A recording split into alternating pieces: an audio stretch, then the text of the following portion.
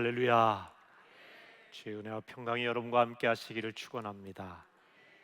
부활 시리즈 두 번째로 오늘은 부활은 반전 드라마다, 이런 제목으로 말씀 가운데 은혜를 나누고자 합니다. 지난 3월에 일본에서는 고시엔이라고 하는 고교 선발 대회가 있었습니다. 이 대회에 전국에서 네노라고 하는 고등학교 야구부 팀들이 출전을 했습니다. 그 중에서도 가장 유명한 팀이 하나 있었는데, 교토에 있는 국제고등학교라고 하는 팀입니다. 이 고등학교는 1947년도에 우리 제1교포가 설립한 한국계 고등학교입니다. 물론 지금은 일본 학생들도 같이 있습니다만은, 이 학교는 지금 전교생이 131명 정도 되는 작은 고등학교입니다. 전국에 수천 개의 이 야구부가 있는 학교들이 있는데, 그 예선전을 거쳐서 32개 학교가 이 고시엔이라는 대회에 참여를 하게 됩니다. 100년 전통입니다. 그러니까 일본에서 프로야구와 버금가는 인기가 있습니다. 굉장히 일본 사람들이 야구를 좋아하거든요. 근데 이 대회 본선에 교토국제고등학교가 출전을 하게 된 겁니다. 예선전을 다 통과하고 말이죠. 대단한 일입니다. 근데 이 야구부는 1999년도에 창단이 되었는데요, 이 학교는 그 야구할 만한 운동장이 없어요. 운영 자금도 너무 부족한 가운데 있고, 또 야구 부원 학생들도 다른 고등학교에 비하면 절반 수준밖에 되지 않는다고 합니다. 그런데 이 고시인이란 대회에 출전하게 된 겁니다. 이 학교의 교장 선생님이 우리나라 분인 박경수 교장 선생님이십니다. 근데 이분이 이 학교에 부임하면서 학생들에게 이 야구를 통한 용기를 불어넣은 거예요. 결국은 고시엔 대회의 본선에 출전했을 뿐만 아니라 하나님께 그렇게 기도했대. 1승만이라도 하게 해달라고. 그런데 1승을 한 겁니다. 근데 이분이 이런 이야기를 해요. 다른 고등학교는 마치 골리앗 같더라. 우리는 그 골리앗 앞에 다윗처럼 보인 거죠. 그런데 그 골리앗과 같은 고등학교를 이긴 거예요. 기적 같은 드라마가 연출이 되었습니다. 이분은요, 교회 집사님이신데 매일같이 학생들의 이름을 놓고 기도를 하는 교장 선생님이십니다.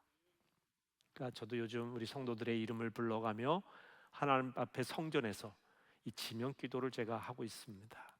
우리 성도들이 성전에 오르는 모든 성도들이 함께 성전에 올라 함께 예배드리는 그날을 기대하며, 어떤 삶의 자리에서든지 하나님께 예배하는 우리 성도들이 되기를 간절히 바라는 마음으로 저도 기도하고 있습니다. 그래서 이분의 인터뷰 내용이 다른 사람 이야기 같지 않더라고요. 그리고 이분이 좋아하는 말씀이 요한복음 20장 18절 말씀이에요. 막달라 마리아가 예수님의 빈무덤을 방문했다가 거기서 예수님을 만나게 되죠. 그때 내가 주를 보았다, 이렇게 이야기하고 있거든요. 부활하신 주님을 보았다. 이 말씀을 마음에 새기면서 이 학교를 운영하고 어려움을 극복해가고, 그리고 전국에서 이름난 고등학교로 발돋움하게 만든 것이죠. 드라마를 쓴 겁니다. 여러분, 믿는 사람에게는 인생의 역전 드라마, 반전 드라마가 펼쳐집니다. 성경은 드라마다, 이런 책이 있습니다. 이 책에 보면은 성경을 6막의 이 드라마로 이야기를 하는데요, 창조, 타락, 이스라엘, 예수 그리스도, 선교, 그리고 새 창조라고 하는 6막의 드라마로 이야기를 합니다. 그러니까 성경이 실생활과 아주 밀접한 이야기, 드라마라고 하는 것이죠. 그 중에서도 예수님의 부활은 드라마 중에 드라마, 반전 드라마입니다. 사람들이 전혀 예상하지 못한 결말을 보여주기 때문에 그렇습니다. 이 성경 자체가, 복음 자체가 대반전 드라마예요. 여러분, 예수의 부활이라는 반전 드라마는 과거의 이야기로 끝나지 않습니다. 예수님은 살아계셔서 지금도 우리와 함께 하시지 않습니까? 그 부활하신 주님이. 그렇기 때문에 부활은 현재적인 사건입니다. 또한 예수님을 믿고 세상을 떠난 사람은 죽어도 다시 부활하지 않습니까? 그렇기 때문에 부활은 미래의 사건이기도 해요. 과거에 예수님 부활하셨고, 부활하신 예수님 지금도 살아서 우리에게 부활 소망을 주시고, 그 부활의 소망은 장차 우리에게 다가올 부활이기도 합니다. 과거, 현재, 미래, 부활은 모든 시간을 초월한 그런 대반전 드라마입니다. 시간을 초월해서 역사하십니다. 죽은 자 가운데서 다시 사신 예수님은 미래의 하나님 나라를 현재 가운데 가져오셨어요. 지상의 천국을 이루셨습니다. 그래서 우리는 이 땅에 살면서도 천국을 맛보며 영생을 누리며 살게 되는 것입니다. 물론 궁극적인 하나님 나라를 바라보면서 말이지요. 그리스도인은 이 땅에서 세상의 시민권과 동시에 천국 시민권을 갖고 살아가는 사람입니다. 궁극적인 지향점은 영원한 하나님 나라입니다. 예수님과 하나님 나라의 등장은 아주 밀접한 관련이 있습니다. 예수님께서도 공생애를 사시면서 회개하라 천국이 가까웠다 말씀하시면서 이 천국에 관한 말씀을 하셨죠. 예수님께서 처음에 이 땅에 등장하실 때는요, 전혀 예상하지 못했던 모습입니다. 메시아로 오신 주님이시지 않습니까? 하나님의 아들이신데 그러면 대단한 권력과 화려하게 등장할 줄 알았는데 예수님은 가장 낮은 자리로 가셨어요. 약한 자의 모습입니다. 구유에 태어난 아기의 모습으로 오셨습니다. 약자로 오신 예수님은 사람들을 섬기다가 십자가에 달려 돌아가셨습니다. 비참하게, 억울하게, 가장 무력하고 연약한 모습으로 돌아가셨습니다. 세상의 관점에서 보면 도저히 이해하기 어려운 일입니다. 그래서 고린도전서 1장 18절에 보면 이 십자가가 믿지 않는 자들에게는 십자가의 도가 미련한 것처럼 보인다고 했어요. 왜 그 크신 하나님이 가장 연약한 어리디 어린 아기로 오셔서 결국 십자가에서 죽고 마느냐, 이건 너무도 미련한 일이 아니냐라고 이야기를 합니다. 예수님이 보여주신 하나님의 나라는 사람들의 관점에서는 거꾸로 된 나라예요. 이해하기가 어렵습니다. 세상 상식으로 이해하기 어려운 나라입니다.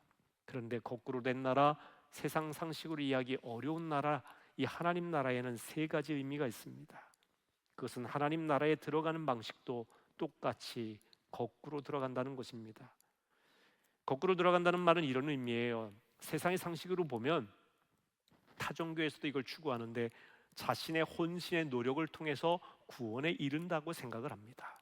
하지만 성경이 말하고 있는 구원은 그게 아닙니다. 내가 구원에 이르는 것이 아니라 우리는 연약하고 부족하다고 하는 것을 회개하면 우리에게 구원이 주어진다는 것이죠. 내 선행과 노력으로 구원을 따내는 것이 아니라 그분이 대신 우리의 짐을 져주심으로 우리가 그것을 믿을 때 우리가 구원을 받는 것입니다. 이것이 세상의 상식과는 많이 다른 것이지요. 또 하나는 하나님 나라의 삶의 방식은 권력을 취하는 방식이 아니라는 겁니다. 권력을 취하고 강해지라고 세상 사람들은 그렇게 말합니다. 그러나 성경에서는 예수님처럼 권력을 내려놓고 용서해야 하나님 나라에 합당한 자라고 이야기를 합니다. 또한 세 번째로 세상을 보는 우리의 관점이 완전히 달라진다는 뜻입니다. 하나님 나라를 품고 사는 사람은 유능하고 성공한 사람을 떠받들지 않습니다. 권력 있고 지식 있는 사람에게 아부하지 않습니다. 그들의 비위를 맞추려고 하지 않습니다. 오히려 소외된 사람에 대한 관심을 더욱 크게 갖습니다. 움켜쥐려고 하기보다는 손을 펴서 나누는데 더 힘을 쏟습니다. 세상 사람들과 다르지 않습니까? 그래서 하나님 나라는, 예수님의 이 부활은 반전이요 거꾸로 된 그런 나라라고 하는 것입니다. 하나님은 세상을 구원하시기 위해 강하고 지혜로운 사람들 대신 약하고 어리석은 사람들을 쓰셨습니다. 주님은 연약함을 통해 구원의 역사를 이루셨어요. 예수님의 십자가는 가장 연약한, 가장 억울한, 가장 순진한, 가장 무기력한 그런 모습의 죽음인데 이걸 통해서 하나님께서 놀랍게 역사하신 겁니다. 오늘 본문이 그걸 잘 요약해주고 있는데요, 오늘 본문 27절에서 29절 말씀을 보겠습니다. 그러나 하나님께서 세상의 미련한 것들을 택하사 지혜 있는 자들을 부끄럽게 하려 하시고 세상의 약한 것들을 택하사 강한 것들을 부끄럽게 하려 하시며 하나님께서 세상의 천한 것들과 멸시받는 것들과 없는 것들을 택하사 있는 것들을 폐하려 하시나니 이는 아무 육체도 하나님 앞에서 자랑하지 못하게 하려 하십니다. 오늘 본문은 그러나 이렇게 시작하죠. 그러나, 이 그러나라고 하는 말은 앞에 있는 내용을 뒤집는 반전 접속사입니다. 세상 사람들은 유명한 사람을 추앙합니다. 지혜 있는 사람을 따르지요. 돈 있는 사람에게 고개를 숙입니다. 권력 있는 사람 앞에 벌벌 떱니다. 그러나 하나님은 아니라는 겁니다. 세상 사람들의 방식으로 살지 않는다는 겁니다. 문벌을 따지고 능력을 따지고 지위를 따지는 세상 사람들, 그걸로 사람들을 평가하는 세상 사람들과 같지 않다는 겁니다. 하나님은 미련한 사람을 택하여 지혜로운 이를 부끄럽게 하는 분입니다. 약한 자들을 택하여 강한 이들을 부끄럽게 한다고 하셨습니다. 이것이 하나님 나라의 특징입니다. 대반전이지요. 사람의 생각을 뒤집습니다. 사람들의 자랑거리가 하나님 앞에서는 아무것도 아니라고 하는 겁니다. 하나님은 천한 자를 높이시고 없는 자를 부유케 하시고 약한 자를 강하게 하시고 죄인을 의롭게 하시는 분입니다. 죽은 자를 살리십니다.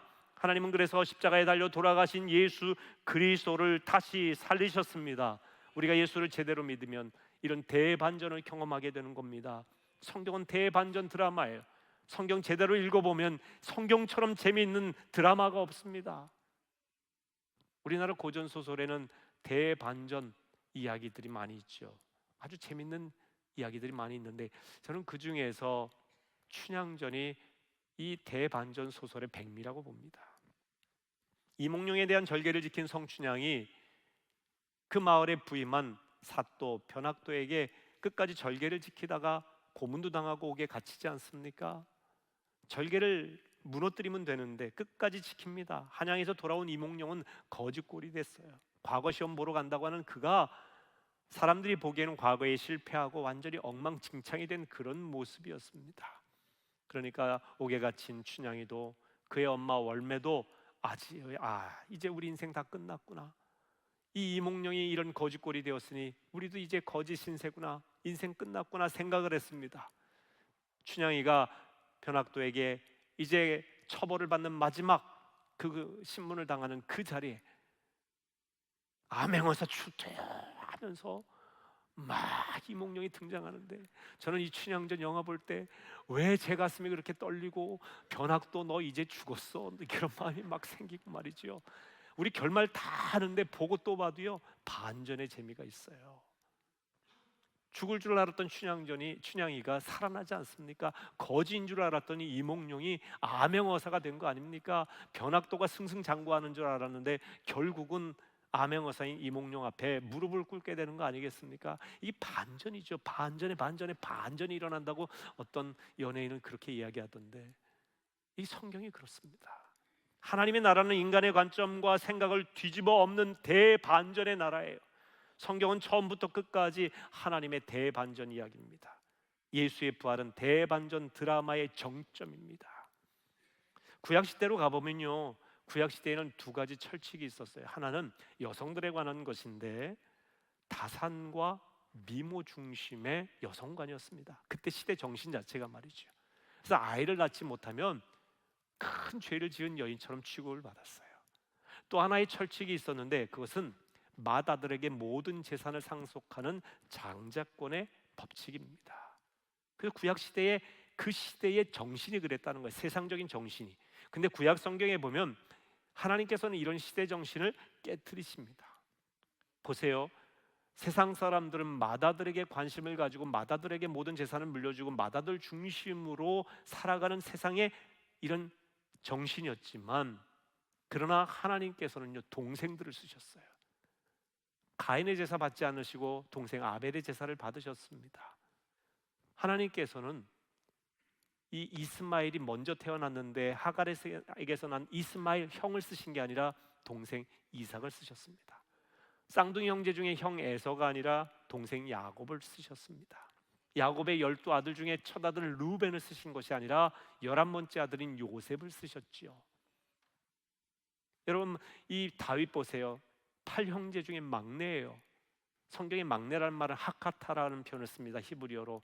근데 이 하카타 막내라고 하는 말은요 하찮은 존재예요. 별 볼 일 없는 존재, 있으나 마나한 존재예요. 다윗이 그렇게 취급을 받았어요. 그런데 하나님께서는 형 엘리압을 쓰신 것이 아니라 막내, 동생 중에 동생 다윗을 쓰신 겁니다. 여러분 아론 형을 쓰신 게 아니라 하나님께서는 동생 모세를 쓰셨어요. 참 이상하지 않습니까? 어떻게 하나님께서는 하나같이 동생을 쓰셨을까? 동생들이 잘나서 뛰어나서 흠이 없어서 아닙니다. 동생들이 흠이 얼마나 많은지 모릅니다. 야곱은 거짓말쟁이에요. 모세는 말을 잘 못했습니다. 다윗은 어떻습니까? 밧세바를 번함한 그런 중재인이기도 합니다. 그런데 하나님께서 쓰셨어요. 잘나서 쓰신 게 아닙니다. 연약해서 쓰신 겁니다. 부족해서 쓰신 거예요. 여러분, 차이가 뭔지 아세요? 나의 부족함을 아는 거예요. 내가 동생이라는 걸 아는 겁니다. 아는 사람과 모르는 사람, 깨달은 사람과 깨닫지 않은 사람의 차이인 것입니다. 하나님께서 또 여성을 쓰셨어요. 이 부분에서도 하나님은 사람들의 생각을 뒤엎으시지요. 미모와 다산의 여성을 쓰시지 않습니다. 젊은 하갈, 미모의 하갈을 쓰신 것이 아니라 노쇠한 사라를 통해서 하나님께서는 역사하셨어요. 아이를 낳지 못하던 한나, 눈물로 울부짖던 이 한나를 통해서 사무엘을 낳게 하셨지요. 또한 기생 라합을 쓰셨고요, 이방 여인 룻을 쓰셨습니다.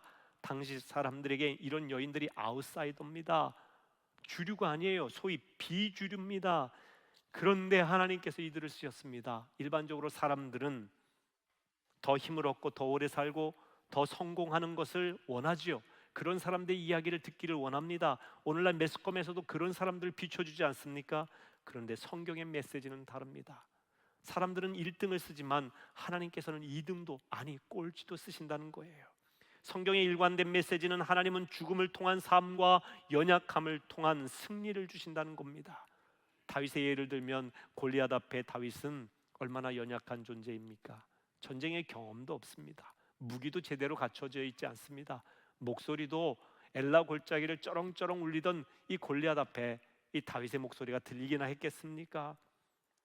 말도 안 되는 싸움이죠. 근데 말도 안 되는 이 싸움에서 누가 이깁니까? 다윗이 이깁니다. 당시 사람들도 그렇게 예상했을까요? 이건 싸우나 마나다, 이거는 패배가 뻔한 일이다 라고 다 예상을 했겠죠. 아마 100이면 100 그렇게 예상을 했을 것입니다. 그런데 다윗이 이겼습니다. 강했기 때문에 승리한 게 아니라 다윗이 약했기 때문에, 너무나 약했기 때문에 하나님을 의지하지 않으면 이길 수 없는 싸움이라는 걸 다윗은 알았던 것이지요. 그래서 나는 만군의 여호와의 이름을 의지하여 가노라. 골리앗과의 싸움을 나와 골리앗과의 싸움으로 만들지 않고 골리앗과 하나님과의 싸움으로 만드는 것입니다. 결국 하나님이 이기셨죠. 골리앗 100명, 1000명, 수억 명을 갖다 놔도 어떻게 우리 하나님을 이기겠습니까? 하나님을 의지한 다윗 승리했습니다. 이스라엘이 승리했어요.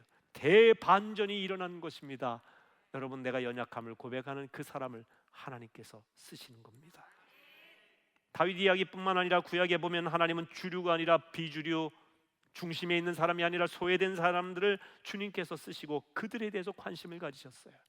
그래서 구약에도 보면 끊임없이 나그네와 고아와 과부에게 잘 대하라고 이야기를 하십니다. 이들에게 관심을 갖고 이들에게 먹거리를 제공하고 이들에게 하나님의 사랑을 깊이 보이셨어요. 왜냐하면 이 구약 시대에 가장 소외된 사람들, 나그네, 그리고 과부, 그리고 고아, 너무너무 불쌍한 이분들에 대해서 관심을 가질 때 하나님을 사랑하는 것과 같다는 것입니다. 신약에서도 대반전 이야기가 나옵니다. 구약의 이 대반전의 이야기는요, 신약에 나오는 예수님의 부활의 대반전의 예고편입니다. 그러니까 예수님의 이 부활이 반전 중에 반전입니다. 그러니까 예수님의 오심에 대한 이 대반전의 역사를 잘 요약한 성경이 빌립보서 2장 5절에서 11절이에요. 예수님께서 자기를 비워 종의 형체를 가져 이 땅에 내려오셨다는 말씀이죠. 보십시오. 예수님은 하나님과 원래 동등한 분이에요. 삼위일체 하나님이십니다. 성부 하나님, 성자 예수님, 성령 하나님은 역할은 다르지만 본질적으로 하나입니다. 동등한 위격을 갖고 계세요. 누가 열등하고 높고 낮고 이게 없습니다. 그런데 이 아들 예수님께서는 그 하늘의 보좌를 버리시고 자기를 비워 종의 형체를 가져 낮아지셨어요. 낮은 자리로 오신 겁니다. 그리고 십자가에 달려 죽으셨어요. 저 음부의 밑바닥까지 내려가셨습니다. 온갖 모욕을 다 겪으셨습니다. 그렇게 내려간 그 바닥으로 떨어진 예수님을 하나님께서 지극히 높이셔서 모든 이름 중에 가장 뛰어난 이름이 되게 하셨고, 세상의 모든 임금과 권력자들과 세상의 모든 만민들이 그 이름 앞에 무릎을 꿇게 하셨다라고 말씀하고 있습니다. 다시 말하면 저 밑으로 떨어진 것 같았던 예수님을 대반전을 일으켜서 가장 높은 이름이 되게 하신 것입니다. 예수님의 모습은 세상의 가치관을 뒤엎는 모습입니다. 예수님은 저주의 상징이었던 십자가를 구원의 축복으로 바꾸신 분입니다. 예수의 부활은 불가능을 가능으로, 끝을 시작으로 바꾸는 대반전입니다. 믿음장이라 불리는 히브리서 11장에 믿음의 사람들의 특징이 나오는데 거기도 대반전의 이야기가 나와요. 자, 한번 보시겠습니다. 그들은 믿음으로 나라들을 이기기도 하며 의를 행하기도 하며 약속을 받기도 하며 사자들의 입을 막기도 하며 불의 세력을 멸하기도 하며 칼날을 피하기도 하며 연약한 가운데서 강하게 되기도 하며 전쟁에 용감하게 되어 이방 사람들의 진을 물리치기도 하며. 이 말씀 가운데 여러분, 연약한 가운데서 강하게 되기도 하며, 이것이 믿음의 사람들의 특징이에요. 여러분, 성경에 나오는 믿음의 사람들은요, 대단한 강력자들이 아닙니다. 권세자들이 아니에요. 연약하게 이를 데가 없습니다.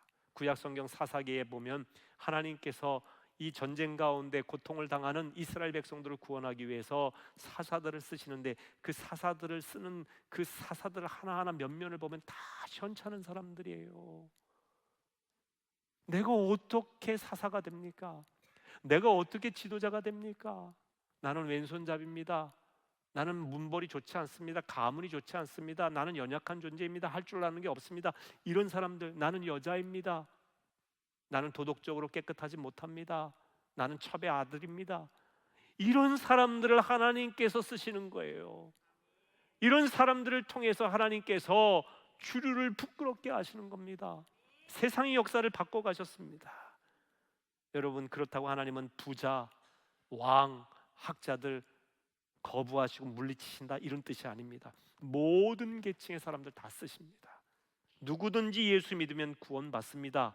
그러나 자기 의에 사로잡힌 사람들, 목이 곧은 백성들, 잘난 척하는 교만한 사람들 안 쓰신다는 거예요. 그런데 보면 누가 잘난 척합니까? 있는 사람이 잘난 척하죠. 권세 있는 사람들이 교만한 겁니다. 건강하고 뭔가 잘한다고 하는 사람들이 자기 의로 살아가는 겁니다. 그래서 위험한 거예요. 그래서 힘이 있을 때 조심하라는 것이지요. 여러분이 언제 간절해지십니까? 언제 주님을 붙드십니까? 언제 다 주님 바라보면서 주님 앞에 눈물로 기도하십니까? 여러분이 연약할 때 아닙니까?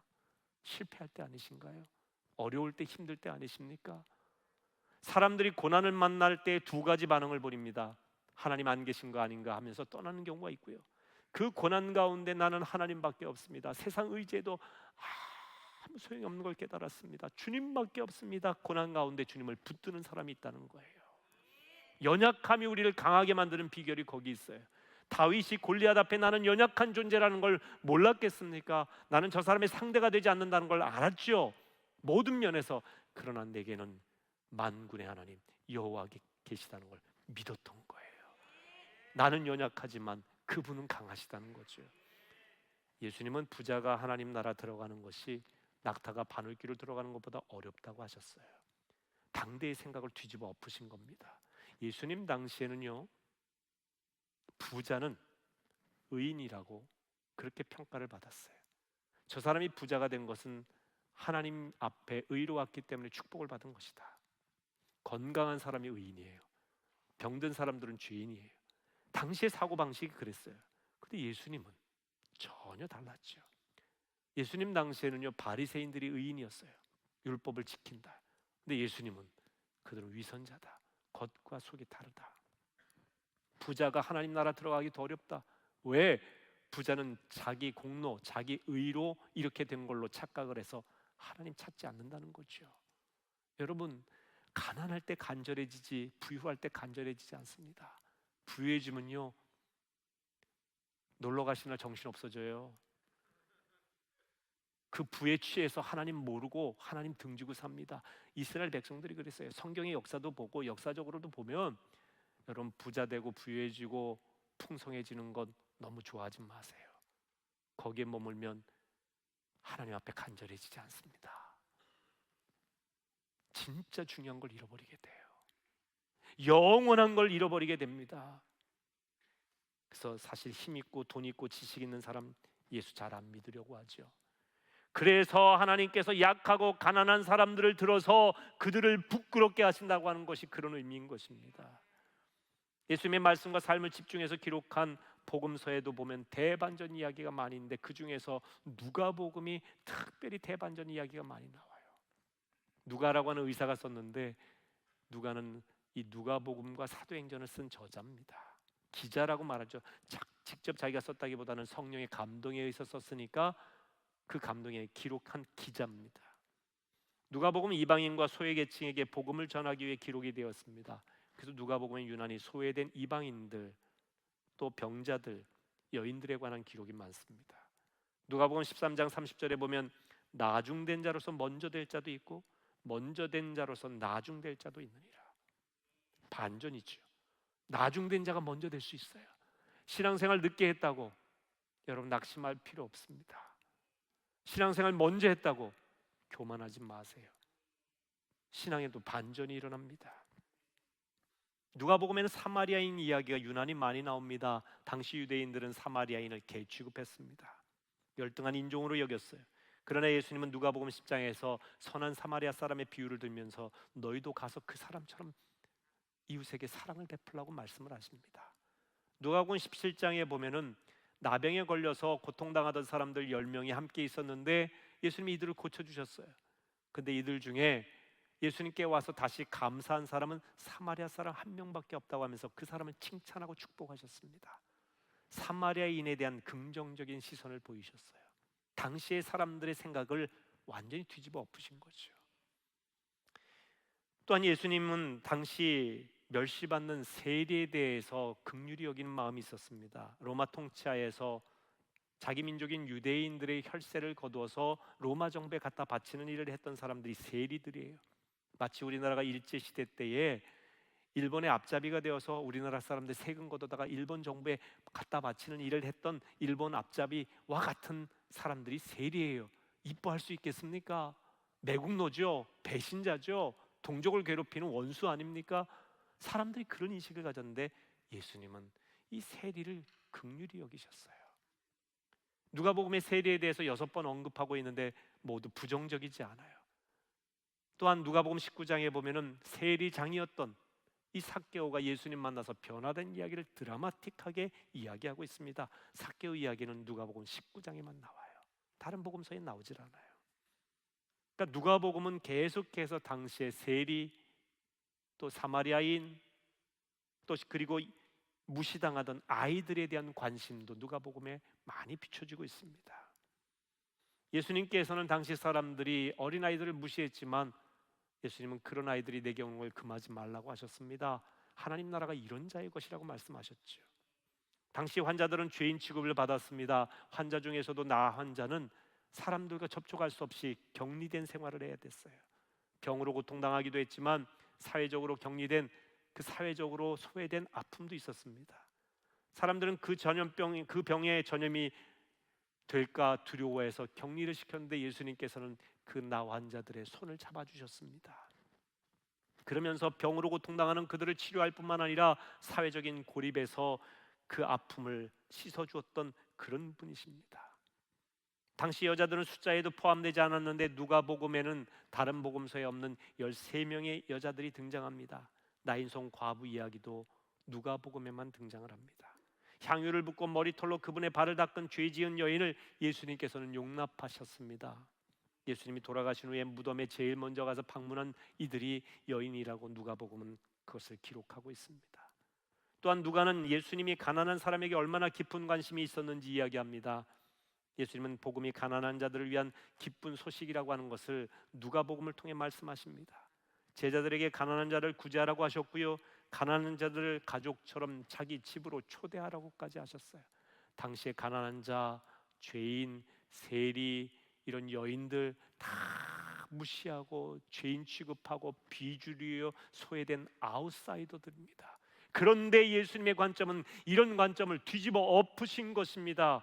왜 하나님은, 왜 우리 주님은 자꾸만 이런 연약한 이들을 택하셔서 그들의 무력함과 그들의 약점, 그들의 고난을 통해서 구원의 역사를 이루실까요? 왜 그럴까요? 그것이 주님이 보여주신 십자가와 부활의 원리이기 때문에 그렇습니다. 십자가와 부활은 대반전입니다. 사람의 생각을 뒤집어 엎는다는 것입니다. 하나님의 대반전을 알아야 성경을 이해할 수 있습니다. 틴켈러 목사님은 그래서 이렇게 이야기합니다.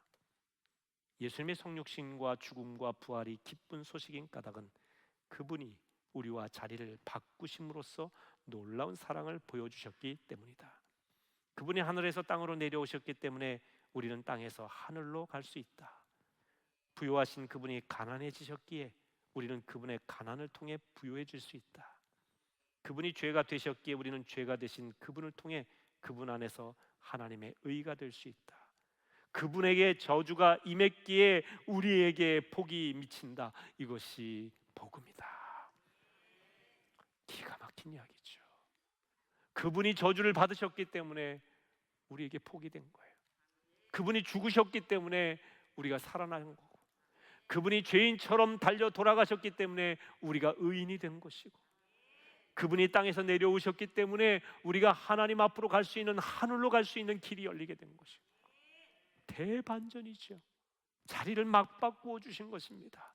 저 밑바닥 인생, 죄인으로 멸망당할 그런 인생인 우리가 하나님의 자녀가 되는 놀라운 역사가 생기게 된 겁니다. 예수님은 세상에 오셔서 나는 똑똑하고 강하고 능력 있다, 너희도 나를 본받아라, 나처럼 되어라, 그렇게 말씀하시지 않았어요. 너희도 노력하면 나처럼 될 수 있다라고 그렇게 말씀하시지 않았습니다. 오히려 그분은 연약한 우리 인생을 아시고 자리를 맞바꿔 주셨습니다. 나만큼 올라오라고 하신 것이 아니라 예수님이 우리의 자리로 내려오시고 우리를 그 자리로 올리신 거예요. 타 종교에서 가르치는 구원은 주로 올라가는 방식이죠. 내가 선행, 공독, 깨달음, 인식의 전환, 도덕과 윤리적인 삶을 통해서 구원에 이르고 천국에 올라갈 수 있다, 신에게로 올라갔다, 이렇게 이야기를 합니다. 그럼 우리 기독교의 구원, 앞에서도 말씀드린 것처럼 하나님의 아들 예수님이 우리에게 내려오심으로써 이루어진 겁니다. 구원을 위해 너희가 뭘 하려고 하지 말라고 말씀하십니다. 내가 다 했다. 너희들이 짊어져야 될 짐은 내가 짊어진다. 그러니 믿기만 하라는 거죠. 구원의 대반전이에요. 예수께서 십자가 지셨고 그리고 예수께서 부활을 하신 겁니다. 우리는 예수께서 하신 모든 일을 믿음으로 받아들이기만 하면 하나님의 백성으로 살아가게 되는 것입니다. 앞으로가 아니에요. 미래에만 이루어지는 일이 아니라 지금 그렇게 살아갈 수 있다는 것입니다. 여기서 끝나면 안 됩니다. 우리가 부활의 소망을 품고 사는 그리스도인이라면 이 세상에서 이제 반전의 삶을 살아야 됩니다. 여러분이 반전 드라마를 쓰셔야 됩니다. 어떻게? 첫째는, 가장 우선적인 반전의 삶은요, 자신의 무력함, 자신의 결핍, 자신의 연약함을 철저하게 인정하는 겁니다. 하나님, 저는 죄인입니다. 왜 예수님께서 이 땅에 오셔서 공생애를 사시면서 제일 먼저 선포하신 메시지가 회개하라, 하나님 나라가 가까이 왔다일까요? 회개하라입니다. 회개하라. 예수님은 희망부터 메시지를 전하신 게 아니에요. 희망을 받아들일 우리 마음의 결핍의 공간, 예수의 희망을 받아들일 공간이 필요해. 회개하라. 예수님이 약해지시고 부끄러움을 당하시고 낮아지심으로 진정한 힘과 영광을 얻으셨듯이 너희도 낮아지라는 겁니다. 무력함을 고백하라는 겁니다. 너희도 없음을, 결핍을 인정하라는 겁니다. 연약함과 죄를 인정하고 회개할 때에 하나님께서 높여주시겠다는 겁니다. 여러분이 높아지는 게 아니에요. 우리가 기도하면서 연약함을 고백할 때 성령이 우리 연약함을 도우사 우리로 하여금 새 힘을 얻고 주의 일을 할 수 있는 능력을 주실 겁니다. 내 힘으로 하는 게 아니라 그분이 내 안에서 일할 수 있는 힘을 주시는 거죠. 언제? 연약합니다. 부족합니다. 나는 가진 게 없습니다. 결핍을 고백할 때 말입니다. 두 번째, 우리가 반전 드라마를 쓰기 위해서는 일반 사람들이 갖는 복수심이 아니라 용서의 사랑을 가져야 되는 것입니다. 그리스도인은 복수가 일반화된 세상의 상식을 깨뜨리는 용서를 가져야 됩니다. 눈에는 눈, 이에는 이로 맞서는 것이 아니라, 과거에는 그렇게 얘기했지만 예수님 다시 말씀하시죠. 원수까지도 사랑하라고. 다윗이 이런 기도를 합니다. 나는 사랑하나 그들은 도리어 나를 대적하니 나는 기도할 뿐이라. 나는 사랑하는데 그들이 나를 대적해서 나를 어렵게 만들어. 내가 도저히 참을 수 없어. 내가 할 만큼 했어. 그러니 나도 너희들을 가만두지 않겠어. 이런 것이 아니라, 다윗이 힘이 없는 사람이 아니지 않습니까? 능히 그럴 만한 힘이 있었어요. 하지만 내가 사랑하나 그 사랑을 받지 않는 너희들을 위해서 나는 또한 기도할 뿐이라. 반전이죠. 복수가 아니라 용서를 택하시기를 바랍니다. 이것이 부활의 일상을 사는 그리스도인의 모습입니다. 세 번째는 죽음의 절망을 반전시키며 사는 겁니다. 사람은 죽음이 끝이라고 생각하죠. 하지만 그리스도인에게 죽음은 새로운 생명의 문입니다. 죽음 너머에 더 분명한 생명이 있습니다. 이게 반전이에요. 세상 사람들의 가치관은 죽으면 끝이지, 그냥 기독교에서 말하는 것은 하나의 환상에 불과한 오아시스 같은 희망이지. 과연 그럴까요? 우리가 믿는 게 다 헛되지요. 그러나 우리는 분명히 확신하기는 죽음 너머에 새로운 생명이 있다. 죽음을 반전시키는 새로운 생명의 문이 있다. 그렇기 때문에 그리스도인은 죽음조차도 희망으로 보는 겁니다. 사람들은 예수의 죽음, 십자가의 죽음이 끝이라고 했습니다. 제자들조차 그렇게 생각을 했어요. 그게 통념이죠. 그런데 예수님은 십자가 죽음 뒤에 다시 부활하셨습니다.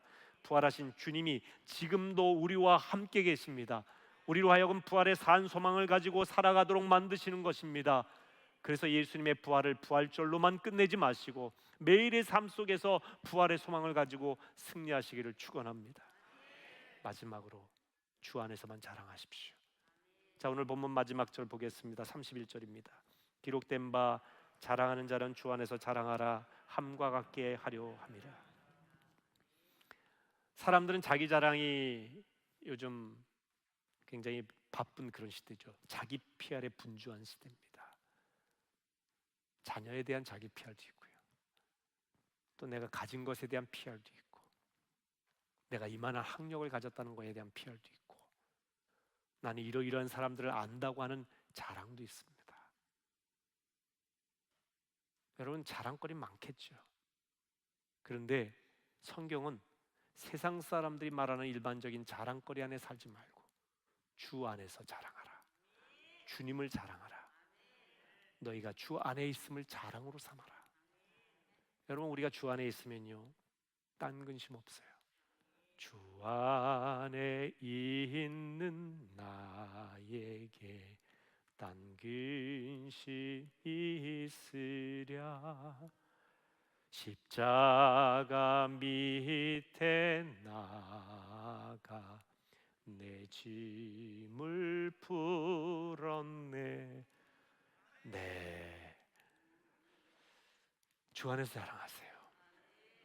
여러분의 근심 걱정 주 안에 다 내려놓으십시오. 세상 사람들은 세상 사람들이 자랑하는 것 갖지 못하면 그것 때문에 마음에 실족하고 괴로워하죠. 근데 예수 믿는 우리는 예수 믿으면서도 가장 위대하신 그 예수님을 품고 있는데, 부활하신 예수님이 함께 하시는데, 세상 사람들이 갖지 못한 그것을 갖지 못했다고 똑같이 절망하고 좌절하고 낙심하고 슬퍼하면, 근심하면 그 어찌 하나님 앞에 신앙인이겠습니까? 세상의 자랑거리가 아닌 주 안에 있는 것 자체가 자랑거리고, 예수를 믿는 것 자체가 영원한 소망임을 확신하며 살아가신 여러분 모두가 되시길 주의 이름으로 축원합니다. 요즘 부동산 투기 때문에 열풍이 분다고 하죠. 아파트 값이 들썩들썩하죠. 여러분, 집 없는다고 걱정하지 마세요. 우리에게 하늘의 집이 있지 않습니까? 소망이 있지 않습니까? 아파트 평수가 넓지 않다고 너무 낙심하지 마세요. 우리에게는 끝없이 펼쳐진 영원한 하나님 나라의 소망이 있지 않습니까? 근데 그 소망을 미래적인 소망으로만 생각하지 말고 오늘의 우리의 삶 가운데 부활의 소망의 일상을 살아가면서 오늘도 그것을 마음의 큰 기쁨과 소망으로 삼고 오늘도 승리하며 살아가신 여러분 되시기를 주님의 이름으로 축원합니다. 기도하시겠습니다. 하나님, 반전의 주인공이신 우리 주님, 세상 사람들의 생각과 일반적인 가치관을 깨뜨리시고 약한 자를 강하게 하시고 천한 자를 높이시고 무능한 것 같은 자를 유능하게 만드시고 없는 것 같은 이들을 가장 많은 것을 소유하게 하시는 우리 주님이심을 믿습니다. 주님의 십자가가 끝인 줄 알았는데, 돌아가시는 것이 끝인 줄 알았지만 대반전의 역사, 부활의 역사가 일어난 것처럼 우리 사랑하는 성도들의 삶도 반전이 있음을 믿게 하여 주시옵소서. 우리의 일상의 삶에 부활하신 주님 모시고 살아가면서 날마다 주 안에서 승리하는 인생 다 되게 하여 주시옵소서. 하나님, 사람들은 미워하고 원수 맺지만 우리는 그런 사람들조차 용서하는 반전의 삶을 살게 하여 주시옵소서. 내 삶에 부족하고 연약한 것이 많지만 연약하기에 우리 주님께서 더 강하게 역사하심을 믿게 하옵소서. 그래서 사도 바울이 나는 약한 데서 강하여진다고 고백한 것처럼 우리의 약함이 하나님께서 쓰시는 강함이 될 줄로 믿습니다. 우리 성도들 실망하지 말고 낙심하지 말고 부활의 소망을 가지고 날마다 승리하게 하옵소서. 예수님의 이름으로 기도하옵나이다. 아멘.